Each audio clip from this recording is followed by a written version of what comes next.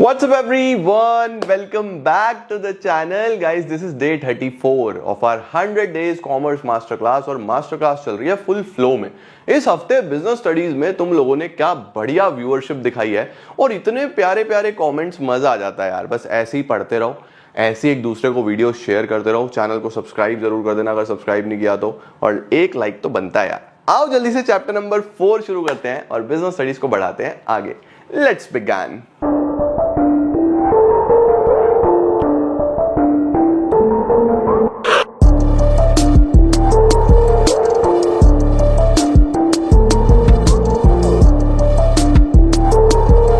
अब बच्चे, आज जो हम चैप्टर पढ़ने वाले हैं उसका नाम है business services. Sir, business services क्या है? याद करो, चैप्टर नंबर 1 में हमने ऑक्सिलियरीज टू ट्रेड के बारे में पढ़ा था। ऑक्सिलियरीज टू ट्रेड क्या था याद है? जो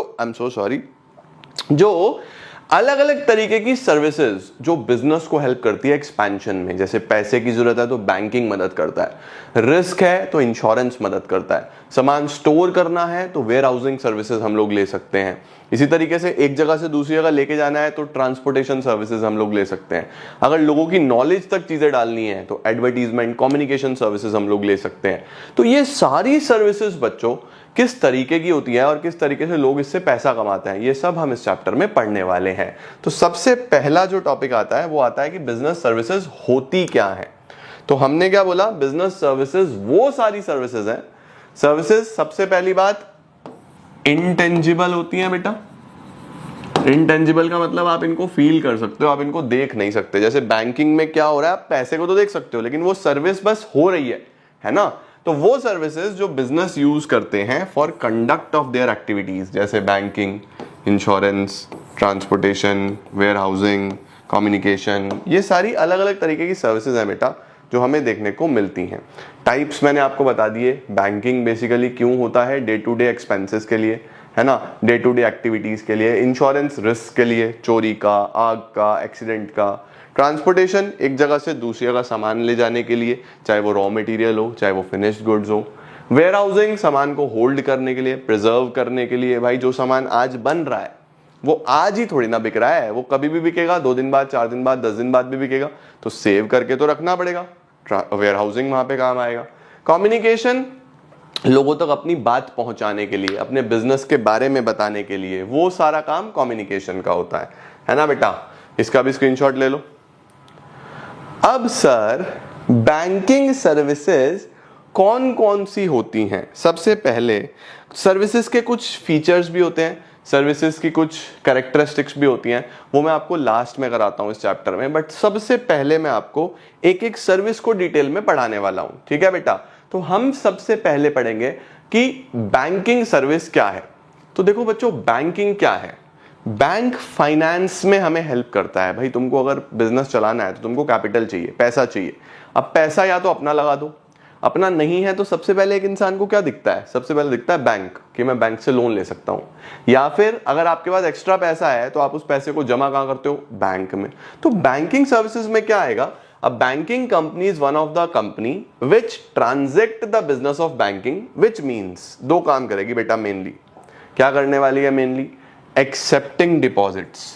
सबसे पहले लोगों से डिपॉजिट्स लेना एंड उनको लेंड करना। लेंड का मतलब लोन देना, राइट। और आप जब चाहो वो रीपे करता है आपकी डिपॉजिट्स को ऑन डिमांड। आप जब चाहो अपना पैसा वापस निकाल सकते हो। कैसे निकाल सकते हो? चेक के थ्रू निकाल सकते हो या फिर आप बैंक में जाके खुद ही निकाल सकते हो, है ना। तो बैंकिंग में क्या होगा? बैंकिंग में मेनली आपको मदद करी जाएगी आपके फाइनेंस को लेके।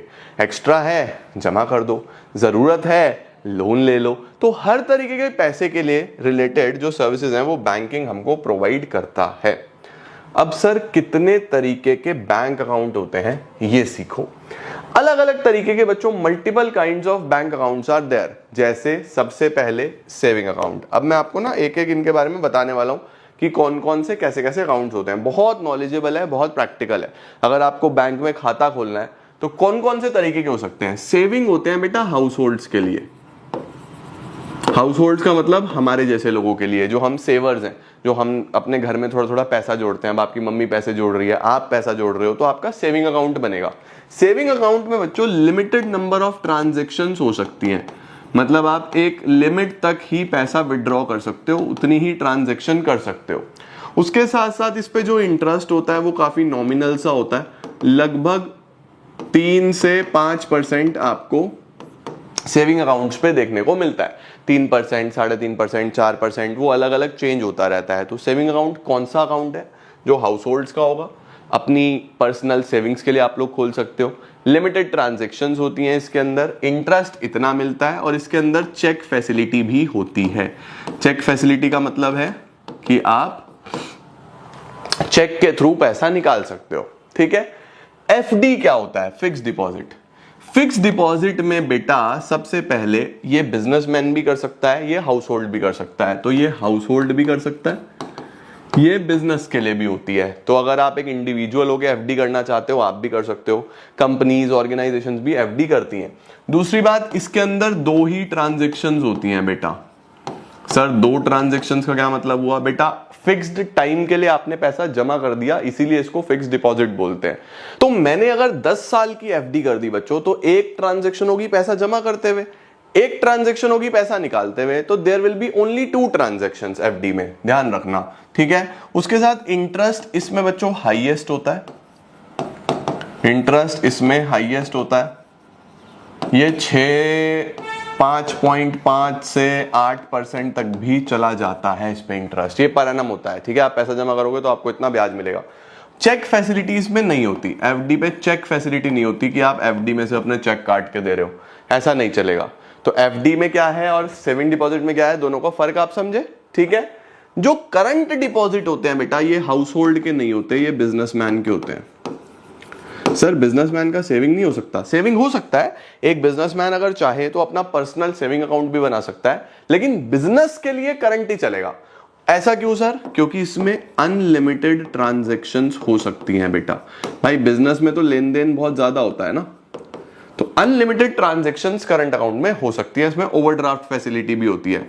इंटरेस्ट इसमें 0 होता है बेटा। अगर आप करंट अकाउंट में पैसा रखते हो तो उस पर आपको कोई इंटरेस्ट नहीं मिलता। सर इंटरेस्ट क्यों नहीं मिलता है? तो गलत बात है बच्चों, तुम्हें फैसिलिटी भी तो मिल रही है कितनी सारी ट्रांजैक्शंस करने की, इसीलिए ब्याज नहीं होता। उसके बाद क्या इसमें चेक फैसिलिटी होती है? यस, इसके अंदर चेक फैसिलिटी होती है, ठीक है। Sir what is this RD? Recurring deposit क्या होता है? रेकरिंग डिपॉजिट बच्चों ये भी हाउस होल्ड भी कर सकता है, बिजनेस भी कर सकता है। इसका मतलब क्या होता है? इसका मतलब होता है repeat savings. Sir repeat savings का क्या मतलब? जैसे ये सेविंग अकाउंट था ना, इसमें आप अपनी इच्छा से पैसा सेव करते हो कि ठीक है यार मैं अपनी इच्छा से पैसा सेव करूंगा, मेरे पास 5,000 होंगे 5,000 करूंगा, 8,000 होंगे 8,000 करूंगा, 10 होंगे 10,000 करूंगा, नहीं होंगे तो नहीं करूंगा। इसमें ऐसा नहीं होता। इसमें आप क्या करते हो? आप अपने बैंक को बोलते हो भैया हर महीने मेरे एक सेविंग अकाउंट में से 2,000 रुपए, 4,000 रुपए, 5,000 रुपए, जितना आपको सेव करने हो उतने काट लिया कर। तो बैंक खुद से क्या करेगा? आपके सेविंग अकाउंट में से उतना अमाउंट हर महीने काट लिया करेगा और पैसा आपका सेव होता रहेगा। जितने साल की आपने एफडी करी, सॉरी आरडी करी, उतने साल में आपका पैसा मैच्योर हो जाएगा। 10 साल, 5 साल, 4 साल, जो आपका मन करे, ठीक है। इंटरेस्ट इसमें भी लगभग एफडी जितना, एफडी से थोड़ा सा कम चलता है, 5 से 7% तक इसमें भी आपको इंटरेस्ट मिल जाता है। चेक फैसिलिटी बच्चों इसमें भी नहीं होती, चेक फैसिलिटी बच्चों इसमें नहीं होती। अब सर ये मल्टीपल ऑप्शन क्या है? मल्टीपल ऑप्शन बेटा नाम में ही है, मल्टीपल ऑप्शन, यानी ये कॉम्बिनेशन होता है सेविंग डिपॉजिट का और फिक्स डिपॉजिट का। इसका मतलब ये है कि आप अपने बैंक को बोलते हो भाई साहब मेरे खाते में बस इतने लिमिट तक ही पैसा सेव होना चाहिए, अगर इससे ज्यादा हो रहा है तो एफडी में डाल दो। जैसे मैंने बैंक को बोला कि मेरा बैलेंस बस 1 लाख रुपए तक रहना चाहिए, 1 लाख से ऊपर जैसे ही हो तो वो एफडी कर देना। तो इस महीने के एंड में मेरे खाते में सपोज 1,05,000 हो गए, तो बैंक इमीडिएटली 5,000 उठा के एफडी कर देगा। अगले महीने 98 रहे, कुछ नहीं करेगा। अगले महीने 10 हो गए तो 10,000 उठा के एफडी कर देगा। तो बैंक बेसिकली क्या करता है, इन दोनों का कॉम्बिनेशन आपको एक अकाउंट दे देता है जहां पे आपकी एफडी भी होती रहती है और आप सेविंग को भी इंजॉय कर सकते हो। इसको बोलते हैं मल्टीपल ऑप्शन डिपॉजिट अकाउंट। तो कौन कौन से अकाउंट होते हैं बेटा? Saving deposit, current account deposit, fixed deposit और रिकरिंग डिपॉजिट और मल्टीपल ऑप्शन डिपॉजिट। अब तुम्हें काफी नॉलेज और ज्ञान हो गया है, ठीक है ना? लो जल्दी से स्क्रीनशॉट। Done sir. देखो ये सब मैंने तुम्हें पढ़ा दिया। सेविंग क्या है? छोटी छोटी सेविंग्स आप कर सकते हो, इंटरेस्ट मिलता है छोटे रेट पे। करंट क्या है? पैसा जमा करते हो, कितनी बार निकालो, ट्रांजैक्शन की कोई लिमिट नहीं है। आरडी क्या है, एफडी क्या है, एमओडी क्या है, सब मैंने आपको बता दिया। जल्दी जल्दी से इसका स्क्रीनशॉट ले लो। नन लाइक को। डन सर, समझे सर। अब बैंक बेटा आपको अलग अलग तरीके की बैंकिंग सर्विसेज देता है, जैसे लोन्स अलग अलग तरीके के, डिपॉजिट्स तो आपने देख लिए कि कितने तरीके के डिपॉजिट्स हो सकते हैं बैंक में। अब लोन कितने तरीके के हो सकते हैं? Bank draft. बैंक ड्राफ्ट यानी कि एक तो है ओवरड्राफ्ट। ओवरड्राफ्ट का मतलब अगर आप एक बिजनेसमैन हो, आपका एक करंट अकाउंट है, तो आप करंट अकाउंट से सपोज 1 लाख है और आपने पेमेंट कर दिया 1,10,000 रुपए का, तो ये चेक बाउंस नहीं होगा। 10,000 बैंक अपनी तरफ से भर देगा एक बार और आपसे बाद में ले लेगा। इसको बोलते हैं कि 10,000 का ओवरड्राफ्ट हो गया, 10,000 का नेगेटिव बैलेंस हो गया, समझे? और बैंक ड्राफ्ट क्या होता है? बैंक ड्राफ्ट होता है जब आप अपने बैंक को ऑर्डर देते हो कि भैया इस पर्टिकुलर इंसान के नाम पे इतना पैसा डालना है। जैसे मैंने आपके नाम पे ओवरड्राफ्ट लिखा, तो मैं बोलूंगा कि भैया इस चिंटू को या इस चिंटी के नाम पे 10,000 रुपए डाल दो। ड्राफ्ट में क्या होता है? कभी डिसऑनर नहीं होता। जैसे चेक बाउंस हो सकता है ना, चेक बाउंस क्यों हो जाता है? क्योंकि बैंक ने आपको एक चेक बुक दे दी, अब आपने चेक लिख दिया, सामने वाले ने चेक लगा दिया, अगर उस टाइम पे आपके खाते में पैसा नहीं है तो चेक बाउंस हो जाएगा। ड्राफ्ट में ऐसा नहीं होता। ड्राफ्ट आपको बैंक जाके बनवाना पड़ेगा, आपके अकाउंट से पैसा कटेगा, तब वो ड्राफ्ट बनेगा। फिर वो आप ड्राफ्ट जिसको दोगे उसके अकाउंट में पैसा आना 100% कंफर्म्ड है। इसीलिए बहुत सारे इंस्टीट्यूशंस चेक एक्सेप्ट नहीं करते, ड्राफ्ट एक्सेप्ट करते हैं, है ना? तो बैंक हमें ड्राफ्ट की फैसिलिटी भी देता है, ओवरड्राफ्ट की फैसिलिटी भी देता है और शॉर्ट टर्म लोन की फैसिलिटी भी देता है, जिसको हम कैश क्रेडिट भी बोल देते हैं, ठीक है? बैंक ड्राफ्ट को डिमांड ड्राफ्ट भी बोलते हैं, जो ट्रांसफर ऑफ फंड्स के लिए यूज होता है। ओवरड्राफ्ट अपने कस्टमर को अलाउ करता है बैंक की आप अपने करंट अकाउंट में बैलेंस से ज्यादा विड्रॉ कर सकते हो। और कैश क्रेडिट एक शॉर्ट टर्म लोन है जो बैंक प्रोवाइड कर देता है। अब हमारे पास आ रहा है बच्चों ई बैंकिंग। ई बैंकिंग क्या है? ये बिल्कुल लेटेस्ट फैसिलिटी है जिसमें हम इंटरनेट की मदद से, पहले हमको बैंक जाना पड़ता था, बैंक हमारे फोन में है, बैंक हमारे लैपटॉप में है, हम इंटरनेट की मदद से एक पीसी, ब्राउजर, आजकल तो लैपटॉप, फोन से भी हम क्या कर सकते हैं? बैंक की वेबसाइट खोल के सारी बैंकिंग सर्विसेज अपने घर पे ले सकते हैं। तो ई बैंकिंग का मतलब होता है इलेक्ट्रॉनिक बैंकिंग। इलेक्ट्रॉनिक का मतलब है कि सब ऑनलाइन हो रहा है, ठीक है सर? ई बैंकिंग में क्या क्या आएगा? बहुत सारी चीजें। देखो एटीएम देखते हैं हम, है ना, क्रेडिट कार्ड्स देखते हैं, पॉइंट ऑफ सेल्स देखते हैं, यानी वेबसाइट्स के थ्रू हम लोग चीजें देख रहे हैं। उसके बाद डिजिटल कैश देख रहे हैं, यूपीआई वगैरह, इलेक्ट्रॉनिक फंड ट्रांसफर्स देख रहे हैं। तो मल्टीपल फैसिलिटीज बच्चों ई बैंकिंग में हमको देखने को मिलती हैं, ठीक है? देखो इलेक्ट्रॉनिक फंड ट्रांसफर क्या है? जिसके अंदर आप पैसा आसानी से ट्रांसफर कर सकते हो। इसके अंदर दो मेन पेमेंट स्कीम्स हैं, दो मेन पेमेंट ऑप्शंस हैं, जैसे NEFT जिसकी फुल फॉर्म होती है नेशनल इलेक्ट्रॉनिक फंड ट्रांसफर, और RTGS real time gross settlement, ठीक है बेटा? अब ध्यान रखना NEFT और RTGS में क्या फर्क है? RTGS इमीडिएटली होता है, इमीडिएटली, ये इमीडिएटली होगा, इसीलिए इसका नाम रियल टाइम है, ठीक है? यानी मुझे किसी के खाते में इमीडिएटली पैसे डालने हैं तो मैं RTGS करूंगा। सर यूपीआई कर दो। बेटा यूपीआई की एक लिमिट है, यूपीआई एक दिन में 40-50 हजार एक बारी में होगा या 1 लाख रुपए होगा, उससे ज्यादा नहीं हो पाएगा। लेकिन मुझे किसी के खाते में 15 लाख रुपए डालने हैं तो मैं क्या करूंगा? RTGS, इमीडिएटली होगा। सर NEFT क्यों नहीं करूंगा? बेटा NEFT में क्या होता है? टाइम लगता है। NEFT ना बैंक ब्रांचेस में करता है। ब्रांचेस का मतलब है कि सुबह 9 से लेके 12 तक जितने NEFT आए एक साथ कर दिए 12 बजे, फिर 12 से 4 जो आए शाम को 5-6 बजे क्लियर कर दिए। तो NEFT में टाइम लगता है, ये रियल टाइम नहीं होता। RTGS रियल टाइम होता है। दूसरी बात, RTGS कम से कम 2 लाख रुपए का होना चाहिए, उससे कम नहीं हो सकता, उससे कम NEFT करनी पड़ेगी, ठीक है? तो देखो क्या है, NEFT is a nationwide system that facilitates individuals and firms to electronically transfer fund from any bank branch to other individual having an account. RTGS fastest possible money transfer है, funds may be transferred using internet facility provided by the banks. Minimum transaction value is 2 lakh maximum की कोई limit नहीं है।